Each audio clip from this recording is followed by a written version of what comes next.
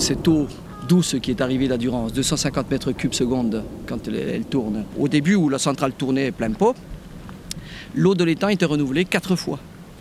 C'est-à-dire on avait pratiquement 4 milliards de mètres cubes d'eau douce qui était rejetée. Cette eau douce contenant des limons et n'étant pas à la même température que l'eau de l'étang. Donc elle a apporté des nuisances énormes. Et les gens sont contents parce que c'est le progrès, c'est la science, c'est le progrès, l'électricité est utile. Et puis les pêcheurs, tout au début, vont faire d'excellentes pêches d'anguilles parce qu'on a cette arrivée d'eau douce qui va faire remonter les anguilles.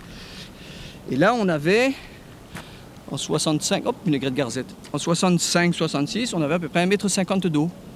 Les gens pouvaient venir, alors bien sûr il n'y avait pas toute cette végétation, on pouvait venir pêcher à la ligne, les muges ou autre chose. Et comme on avait cette arrivée d'eau douce, il y avait un brassage, c'était intéressant. Et maintenant, sur 200 mètres, on n'a pas 50 cm d'eau.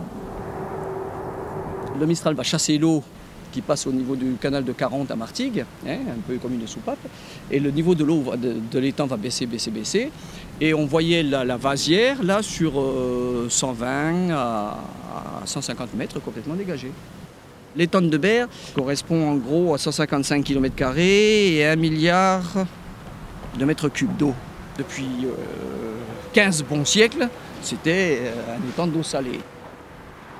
Du fait que cette eau, à partir de Malemort, vient ici dans l'étang, donc apporte ces limons qui sont une nuisance, en même temps, la Durance n'a plus ces limons qui passaient par le Rhône et qui allaient colmater la Camargue. Donc on a un déficit là-bas, et nous, on en a qu'on ne sait pas qu'en faire.